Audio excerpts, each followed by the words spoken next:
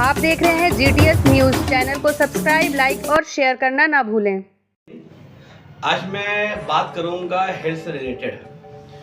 आजकल हर आदमी स्वस्थ रहना चाहता है और इसी क्रम में कुछ सूत्र है जिंदगी के, जीने के, खाने के, पीने के।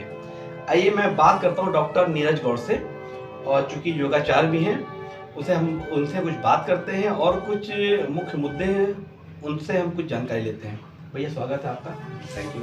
हमारे फेसबुक का एक छोटा सा हम लोग बात कर रहे हैं। भैया अभी आपने हमको बताया कि आहार के बारे में, अगर स्वस्थ रहने के लिए अभी आपने 3 पाए बताए थे, तो उन 3 पाए के बारे में जानकारी। देखिए आयुर्वेद शास्त्र में कहा गया है कि मनुष्य का स्वास्थ्य जो है वो एक जैसे स्टूल होता है, उसमें 4 पाए होते हैं। 4 पाए होते हैं। अगर उस स्टूल का एक पाया आप निकाल लीजिए जी, तो उससे उसका परिणाम ये होगा कि वो स्टूल गिरेगा नहीं। लेकिन मनीषियों ने, आचार्यों ने जो कहा है वो ये कहा है कि मनुष्य का स्वास्थ्य जो है 3 पाए के स्टूल के होगा। 3 पाए में से अगर आप एक पाया हटा दीजिएगा तो वो स्टूल स्वास्थ्य रूपी स्टूल जो है वो लटका के गिर जाएगा। अब वो 3 पाए क्या है? पहला है आहार, दूसरा है निद्रा और तीसरा है ब्रह्मचर्य। तो सबसे पहला देखिए मनुष्य ने आहार कहा है, ये नहीं कहा कि निद्रा। तो आपका आहार और वो भी संतुलित आहार, बैलेंस डाइट। बैलेंस डाइट आपकी होनी चाहिए, प्रॉपर आपकी स्लीपिंग होनी चाहिए, निद्रा होनी चाहिए और ब्रह्मचर्य होना चाहिए। मतलब आप जो है संयमित जीवन, ब्रह्मचर्य का मतलब है संयमित जीवन, असंयमित जीवन नहीं होना चाहिए। तो आहार आपका संतुलित आहार अगर नहीं रहेगा तो इसका खामियाजा आपको जवानी में थोड़ी पता लगेगा, इसका खामियाजा आपको पता लगेगा बुढ़ापे में जाके। नींद के प्रति आपने अनियमितता रखी, आहार के प्रति अनियमितता रखी और ब्रह्मचर्य यानी संयमित जीवन के प्रति आपने अनियमितता रखी, तो इसका परिणाम सब आगे चल करके जब आप वृद्धावस्था में पहुंचेंगे तो वो जवानी में ही बूढ़े हो जाएंगे, बुढ़ापा तो बहुत दूर की बात है। तो ये भैया अभी आपने एक श्लोक की बात की थी, तो जो श्लोक जरा बताइए। वो देखिए जल लोगों को जानकारी नहीं रहती है, जानकारी करनी भी चाहिए। आज बहुत कंप्यूटर की जानकारी कर ली, बहुत कुछ कर लिया, लेकिन जो स्वास्थ्य से रिलेटेड है, जल पीने का क्या ढंग है, इसके शास्त्र में ये वर्णन किया गया है। पानी जो आप पिएंगे वो पानी कैसे पिएंगे, लोगों को ज्ञान नहीं रहता है। अनाप शनाप पानी पीते हैं, कभी किसी भी समय पी लेंगे। भोजने चामृतम वारी भोजनांते विषमपय अजीर्णे भैज्यम वारी जीर्णे वारी बलप्रदम। वारी कहते हैं जल को।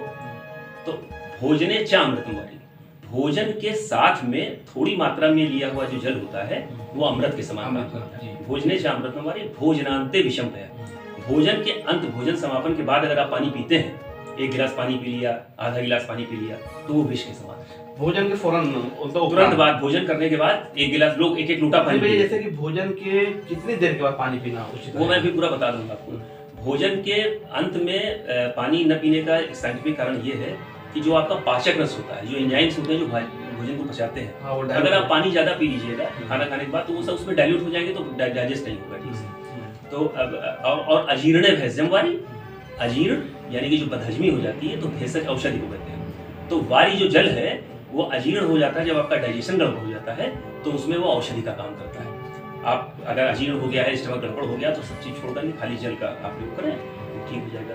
अजीर्ण भैज्यम वारी जीर्णे वारी बलप्रदम, जब आपका भोजन पच जाता है, यानी कि खाना खाने के 1 घंटे बाद जब वो पाचक रस पूरी तरीके से एंजाइम्स आपके भोजन में मिल गए, तो भोजन करने के 1 घंटे बाद फिर आप चाहे 1 गिलास पिए चाहे 2 गिलास पिए, वो बलप्रद होता है, वो शक्ति प्रदान करेगा। भोजन के तुरंत बाद पीजिएगा, गड़बड़ कर देगा।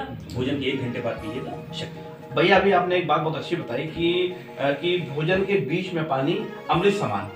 जैसे कि मैं हूँ और मैं खाना खा रहा हूँ, मुझे पानी की बिल्कुल भी रिक्वायरमेंट नहीं है, मुझे पानी पीने मन नहीं कर रहा, तो मैं अगर पूरा भोजन बिना पानी के पी लूं, उसके लिए भी एक सिद्धांत दिया गया है। आपको प्रभु ने 32 दांत दिए। 32 दांत काहे के लिए दिए?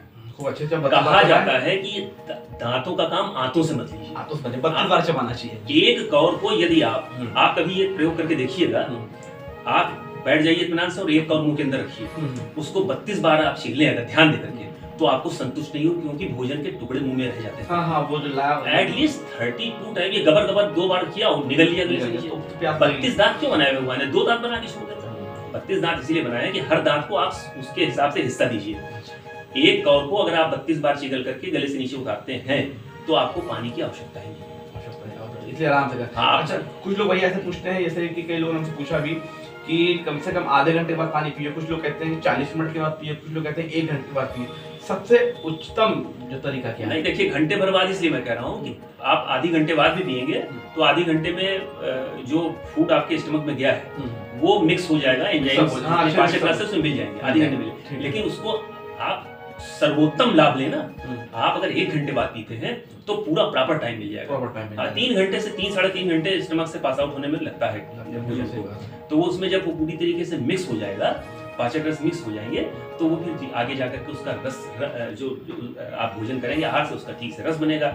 रस, रक्त, मांस, मेद, अस्थि, मज्जा, शुक्र, ये सप्त धातुएं हैं जो आप भोजन करते हैं। सबसे पहले उससे भोजन से रस बनता है, फिर रस से रक्त, फिर मांस, फिर मेद, फिर अस्थि, फिर मज्जा और फिर जो सुप्रीम धातु होती है शुक्र, वो उसका निर्माण होता है। ये आपने बहुत इम्पोर्टेंट जानकारी दी और काफ़ी अच्छी इन्फॉर्मेशन आपने दी हुई है और ऐसी उम्मीद करते हैं कि इस प्रकार की जानकारी अक्सर हम फेसबुक के ऊपर डालते रहते हैं, चैनल पे भी आती है और भैया से और भी बात करेंगे। कभी भी भोजन को कीजिए तो कम से कम सही जो वक्त होता है खाने का, खाने के बाद का वो 1 घंटे के बाद आप खाने को 32 बार चबाएं ताकि आपका खाना अच्छे से पच सके और जो आपके एंजाइम है वो डाइल्यूट ना हो सके।